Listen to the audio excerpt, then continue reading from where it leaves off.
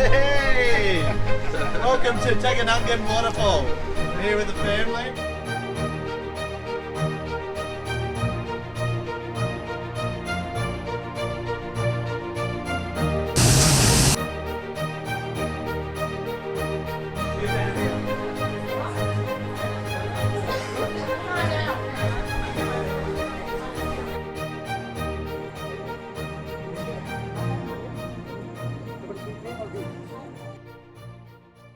Welcome to Payel dream destination. বালি ট্রিপের আরও একটি নতুন ব্লগে আপনাদের সবাইকে স্বাগত। বালি ট্রিপের আগের এপিসোডগুলো যারা দেখেছেন তারা জানেন কুটা শহরে এন্ট্রি করার পর থেকেই প্রায় অনেকগুলো জায়গা ননস্টপ আমরা এক্সপ্লোর করে নিয়েছি। আর ডিরেক্ট কলকাতা থেকে বালি আসার জার্নি, তার সঙ্গে এতগুলো জায়গা এক্সপ্লোর করার টায়ার্ডনেস কাটাতে আমরা ভাবলাম একটা দিন আমরা এই রিসর্টেই রেস্ট করি। তাই পরের দিন সকালে একটু দেরি করে উঠেই আমরা আমাদের হোটেল থেকেই কমপ্লিমেন্টারি ব্রেকফাস্ট সেরে হোটেলের যে প্রপার্টি সেখানেই প্রচুর আনন্দ করেছিলাম। কমপ্লিমেন্টারি ব্রেকফাস্টে tea, coffee, juice, variety type of fresh fruit, salad, boiled vegetables, এছাড়াও ছিল প্যানকেক, ড্যানিশ, ক্রোসান্ট এবং সঙ্গে এগ পোচ অথবা অমলেট। এইরকমই অনেক ধরনের ব্রেকফাস্ট এনজয় করার পর আমরা চলে গেছিলাম এই আদি ধর্ম রিসর্টের সুইমিং পুল অ্যাক্সেস করতে, যেখানে ছিল অ্যাডাল্ট পুলের সঙ্গে সঙ্গে চিলড্রেন্স পুল, সঙ্গে বাচ্চাদের জন্য দু একটা ওয়াটার অ্যাক্টিভিটি। সুইমিং পুল এরিয়াটা ছিল ভীষণ সুন্দর, চারিদিকে নানান ধরনের ফুলের গাছ দিয়ে সাজানো ছিল, সঙ্গে সুইমিং পুলের পাশে বেশ কিছু চেয়ার টেবিল, তার সঙ্গে ছিল একটা মিনি বার যেখানে আপনি হট ড্রিঙ্কস এবং যে কোনো ধরনের জুস এনজয় করতে পারবেন। সারাদিনে যতক্ষণ ইচ্ছা আপনারা এই পুল অ্যাক্সেস করতে পারবেন এবং এনজয় করতে পারবেন। শুধু একটাই রুলস, সুইমিং পুলে নামতে গেলে সুইমিং কস্টিউম ছাড়া অ্যালাউ নয়। এখানকার ড্রাই হট ওয়েদারে আমরা কিন্তু এই দিন বেশ অনেকটা টাইম সুইমিং পুলে এনজয় করেছিলাম।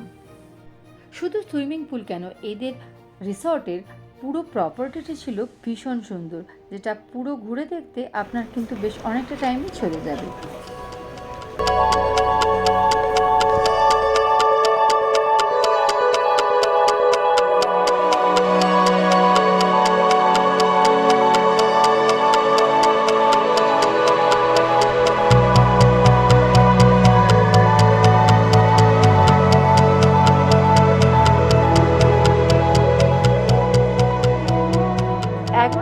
সাইট থেকে কিন্তু আমরা এই হোটেলটা বুকিং করেছিলাম। সত্যি ভীষণ হেল্পফুল হয়েছি আমরা 11টা থেকে এই হোটেলটা বুক করে। ভীষণই ভালো, খুবই স্পেসিয়াস এবং নিরিবিলি। এই হোটেলের প্রপার্টির প্রত্যেকটা কোণা খুব সুন্দরভাবে সাজানো গোছানো, আর লোকেশনটাও খুবই ভালো, একদম প্রপার জায়গায়। ওই দিন রাতেই কিন্তু আমরা আমাদের লাগেজ প্যাকিং কমপ্লিট করে রাখি, কারণ নেক্সট ডে আমাদের বেরিয়ে পড়তে হবে উবুদের দিকে। তো পরের দিন অনেকটাই তাড়াতাড়ি উঠে আমরা আমাদের কমপ্লিমেন্টারি ব্রেকফাস্ট কমপ্লিট করে নিয়ে এবং বাকি যে ফর্মালিটিসগুলো সেরে নিয়ে আমরা উবুদ যাওয়ার জন্য বেরিয়ে পড়ি। যে গাড়িটা করে আমরা এয়ারপোর্ট থেকে এই কুটা শহরে এসেছিলাম এবং কুটার সাইট সিনগুলো কমপ্লিট করেছিলাম, সেই কার করেই আমরা কিন্তু এই কুটা থেকে উবুদ পৌঁছাবো।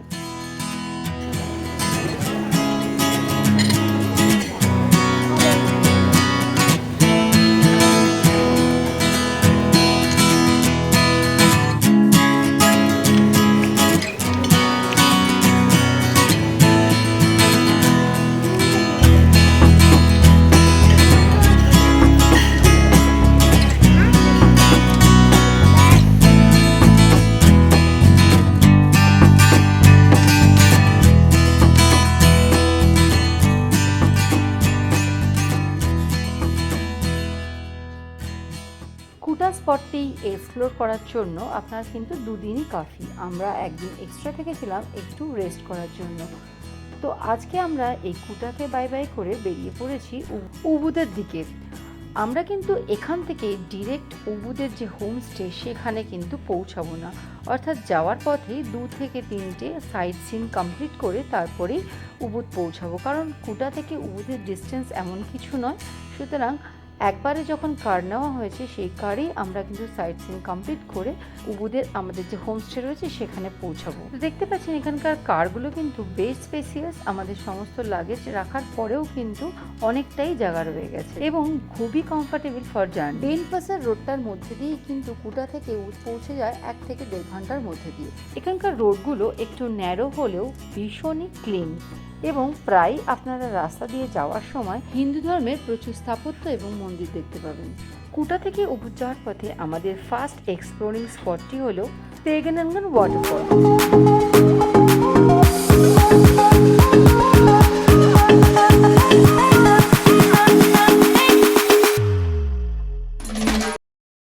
নর্দার্ন বালির এটা একটা ফেমাস ওয়াটারফল। কুটা থেকেই কিন্তু এই ওয়াটারফলটা বেশি নিয়ারেস্ট, জাস্ট 30 মিনিটসে আপনি এখানে পৌঁছে যাবেন।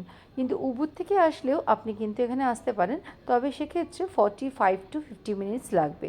দুটো জায়গা থেকেই আপনি রেন্টে 2 হুইলার কিংবা 4 হুইলার নিয়ে আসতে পারেন। এখানে আপনারা দেখতে পাচ্ছেন হিউজ পার্কিং এরিয়া রয়েছে, যেখানে 5000 করে 2 হুইলার এবং 10,000 করে 4 হুইলারের পার্কিং চার্জ রয়েছে। সকাল 6:30 থেকে সন্ধ্যে 6:30 পর্যন্ত এই তেগেনাঙ্গন ওয়াটারফল সবার জন্য খোলা। অ্যাডাল্ট পার্সনের জন্য 20,000 এবং বাচ্চাদের জন্য অর্থাৎ 5 বছরের উপরে বাচ্চাদের জন্য 10,000 এবং 5 বছরের নিচে কোনো বাচ্চা হলে কোনো টিকিটই লাগবে না।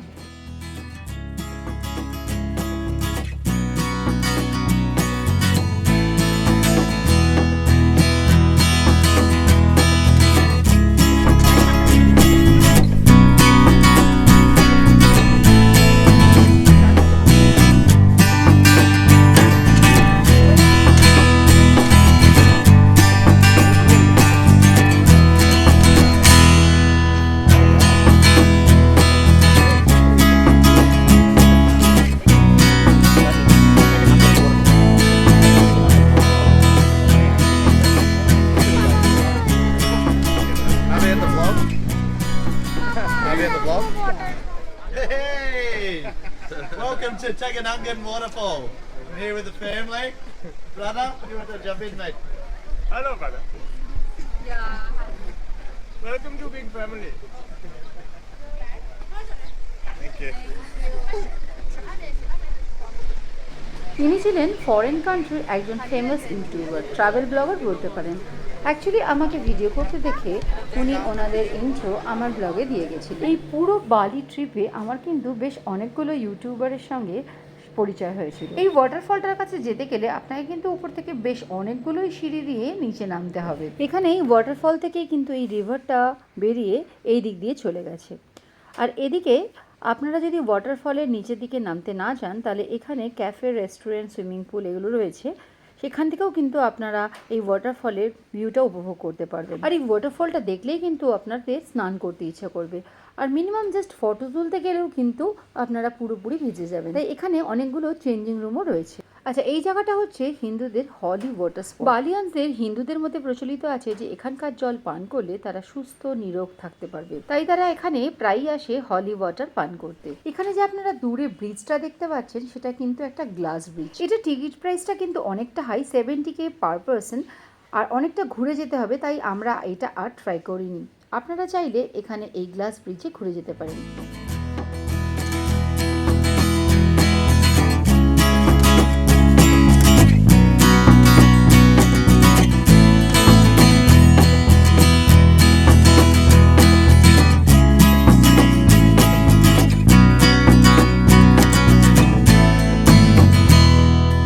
ওয়াটারফলে একদম কাছাকাছি যাওয়ার জন্য এই বাঁশের এরকমই খুবই ন্যারো এবং স্লিপারি রাস্তা রয়েছে, যেটা কিন্তু খুবই রিস্কি। আমার চোখের সামনে অনেককেই পড়ে যেতে দেখেছি, তো এখান থেকে আপনারা কিন্তু খুব সাবধানে পার হবেন।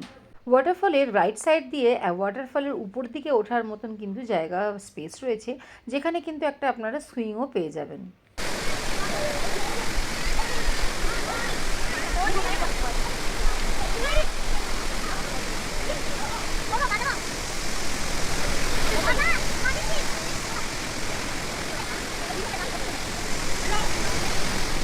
আমার তো খুবই ইচ্ছা করছিল ওয়াটারফলের কাছাকাছি যাওয়ার জন্য, কিন্তু আমি গেলে বাচ্চাগুলোও যাবে, তাই আর সামনাসামনি যাওয়া হয়নি। ওই জাস্ট কিছু ফটো তুলে ওখান থেকে ফিরে আসতে হয়।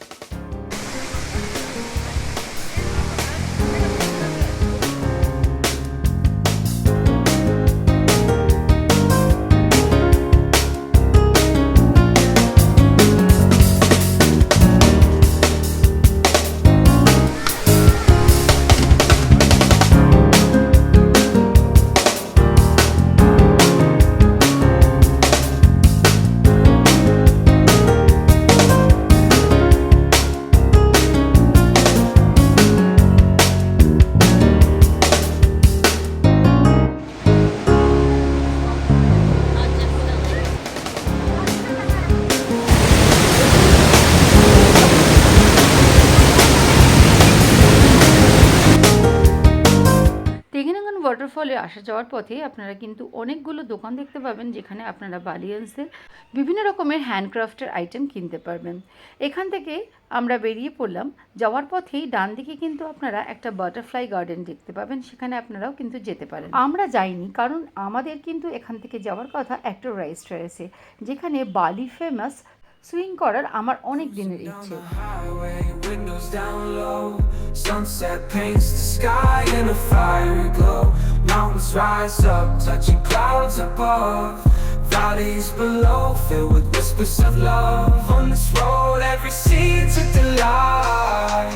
From sunrise to starlight, day to night.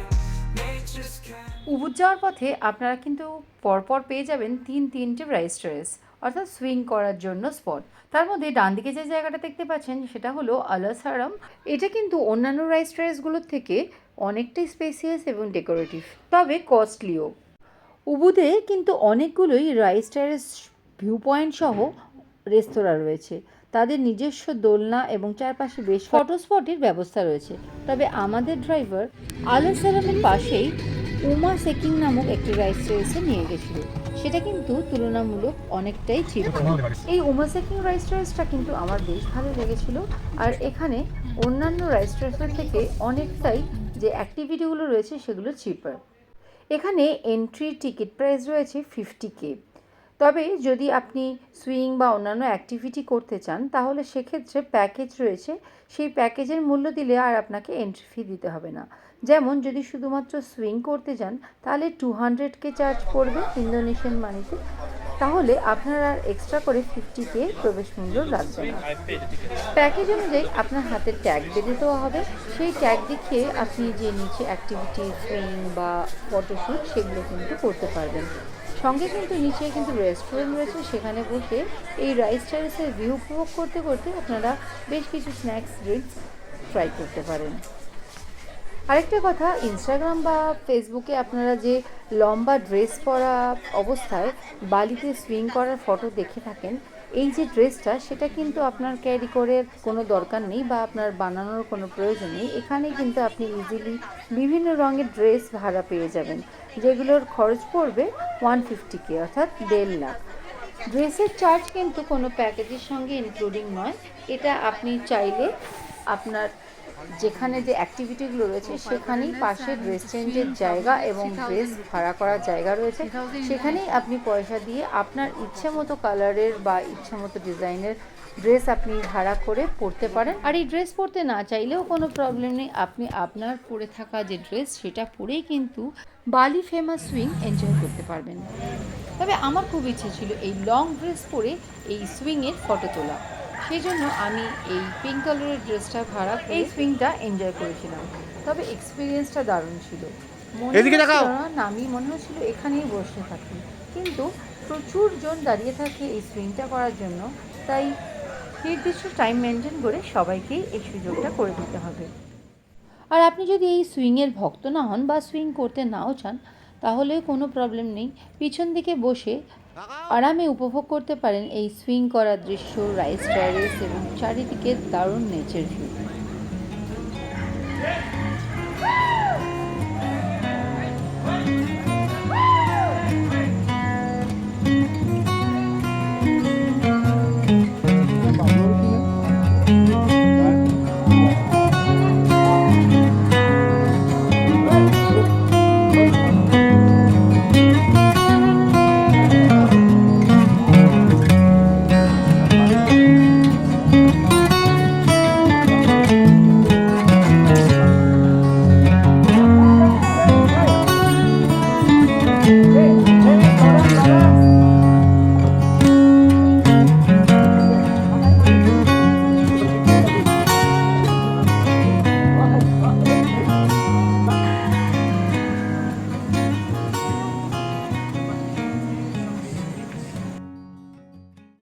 যদি বৃষ্টি না হয়, এরকম ড্রাই ওয়েদার থাকে, তাহলে আপনি খুবই ইজিলি এই পুরো রাইস টেরেসটা স্টেপ বাই স্টেপ নেমে ঘুরে দেখতে পারবেন। আমিও বেশ কিছুটা নেমে দেখেছিলাম, তবে পুরোটা ঘুরতে পারিনি কারণ বাচ্চাগুলো ঘুমিয়ে পড়েছিল, একটু টায়ার্ড হয়ে পড়েছিল। আর আমাদের যে উবুদে হোমস্টে রয়েছে সেখানেও আমাদের পৌঁছাতে হবে, তাই এই রাইস টেরেস থেকে আমরা আমাদের উবুদে যে হোমস্টে রয়েছে সেদিকে আমরা বেরিয়ে পড়লাম।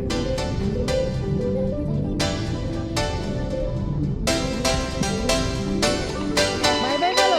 বলো বলো। Bye bye bye.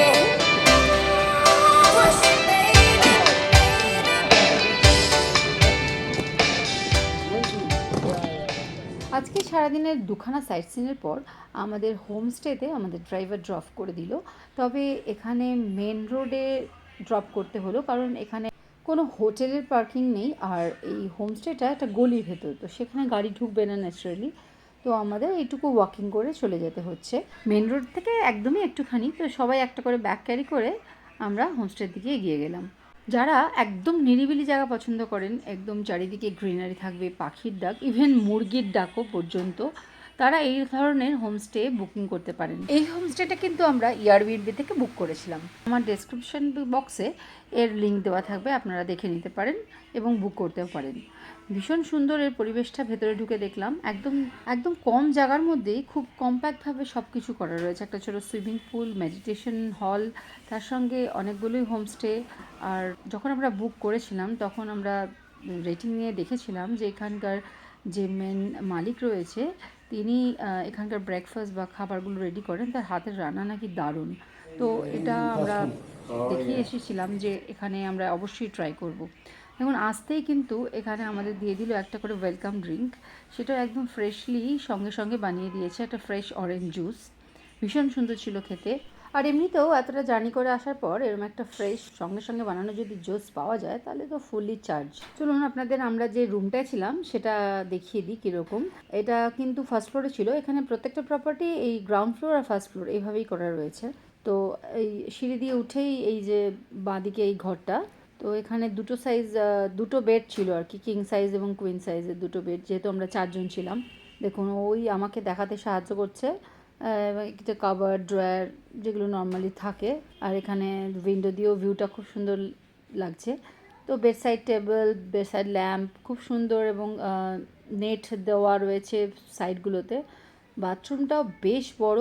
স্নান করার জায়গা থেকে শুরু করে বেসিন এরিয়া খুবই স্পেসিয়াস এবং আলো বাতাসপূর্ণ। আমার একটু স্বভাব আছে যেখানেই যাই আগে একটু বাথরুমটা দেখি, তো এখানে বাথরুমটা ভীষণই সুন্দর, পরিষ্কার পরিচ্ছন্ন। আর তার সঙ্গে এখানে একটা বড় ব্যালকনি রয়েছে, সেই ব্যালকনি থেকে চারিদিকে গ্রিন ভিউ, প্রচুর ফুলের গাছ চারপাশে, বসার জন্য চেয়ার, ড্রয়িং হ্যাঙ্গিং র্যাক রয়েছে। বেশ বড় পুরো প্রপার্টিটাই, মানে ঘরগুলোর সঙ্গে সঙ্গে ব্যালকনিটা সব মিলিয়ে ভীষণ সুন্দর। এখানে বসেও আপনি কিন্তু দারুণ এনজয় করতে পারবেন। মানে চারিদিকে বেশ আলো বাতাসপূর্ণ, আর তার সঙ্গে কমপ্লিমেন্টারি টি, কফি, টিপট এগুলো তো রয়েছে। সব থেকে যেটা আমার ভালো লেগেছে, খুবই প্রাইভেসিপূর্ণ, নিরিবিলি, একদম ডিস্টারবেন্স নেই, খুব সুন্দর। পার ডে হিসেবে রুম ভাড়া এই 5000 ইন্ডিয়ান মানিতে পড়েছে, সবটাই এয়ারবিএনবি থেকে করা। তো আমরা একটু রেস্ট নিয়ে এর আশেপাশে লোকাল জায়গাগুলো একটু ঘুরে দেখার জন্য বেরিয়ে পড়েছিলাম। তার সঙ্গে কিছু কেনাকাটি থাকলে সেগুলোও করে নেবো। আর এটা কিন্তু একদম সেন্ট্রাল উবুদে ছিল। এখান থেকে মাঙ্কি ফরেস্ট জাস্ট 1 থেকে 2 কিলোমিটারের মতন, এবং উবুদে যে রাজবাড়ি বা বাস স্ট্যান্ড এবং যে লোকাল মার্কেট, সেন্ট্রাল উবুদের যে মেন জায়গা, সবই কিন্তু একদম আমাদের হোমস্টে থেকে পায়ে হেঁটে 15 থেকে 20 মিনিটের মধ্যে পৌঁছে যাওয়া যাবে। তো চলুন আপনাদের দেখাই আজ আমরা বেরিয়ে কোথায় কি দেখলাম।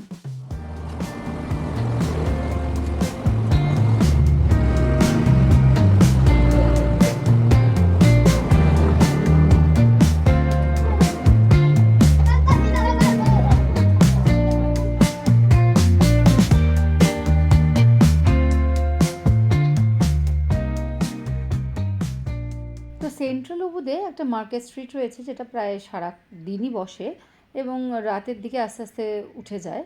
তো আমরা সেই স্ট্রিটটাতেই এসেছিলাম দেখার জন্য। বেশ কিছু দোকান এখনও খোলা ছিল, তবে বেশ কিছু দোকান আস্তে আস্তে উঠে যাচ্ছিলো, কারণ অনেকটাই রাত হয়ে আসছিল। তো আমরা সেটা পুরোটাই ঘুরে দেখলাম এবং এখানকার যে হ্যান্ডক্রাফটগুলো দেখতে ভীষণ ভালো লাগে। আমার মেয়েদেরও কিছু ড্রেস পছন্দ হলো, সেগুলোও কিনেছিলাম। আর এই পুরো স্ট্রিটটা বেশ অনেকটা জুড়ে এই মার্কেটটা। তো পুরোটা ঘুরে দেখে আসতে আপনাদের কিন্তু প্রায় 1 ঘন্টা লেগে যাবে। তবে একটু দরদাম করে কিনে নিলেই কিন্তু এখান থেকে আপনি অনেক ভালো ভালো জিনিস অনেক সস্তায় কিনে নিতে পারবেন। কাপড়টা কেমন? ভালো ভালো তাহলে মোটামুটি 1000 টাকা মধ্যে।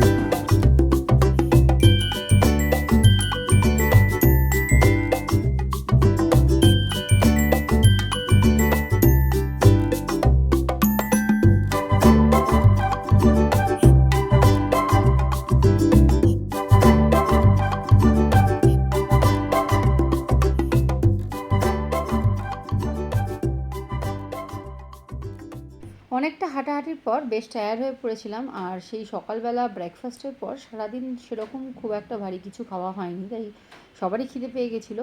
তাই দেখলাম একটা লোকাল ক্যাফে রেস্টুরেন্ট মতন রয়েছে, তো আমরা সেখানে বেশ কিছু স্ন্যাক্স অর্ডার করেছিলাম। তো সবাই মিলে একটু স্ন্যাক্স জুস এগুলো খেয়ে তারপরে আমরা আমাদের হোমস্টেতে ফিরবো। রাত্রিবেলা যদি মনে হয় ডিনার খাবো, নাহলে নাও স্কিপ করে আমরা শুয়ে পড়তে পারি, কারণ নেক্সট ডে থেকে আমাদের উবুদের যে সাইট সিন বা উবুদ এক্সপ্লোর স্টার্ট হবে। তো আজকের এই দিনের ব্লগটা আমরা এখানে শেষ করছি। তো দেখা হচ্ছে উবুদ এক্সপ্লোরেশনের নেক্সট এপিসোড। বালি ট্রিপের কোনো ইনফরমেশন আপনাদের জানার থাকলে কিংবা আজকের ব্লগ আপনাদের কেমন লাগলো সেটা অবশ্যই আমাকে কমেন্ট সেকশনে জানাবেন। See you in next episode. Till then tata, সবাই খুব ভালো থাকবেন।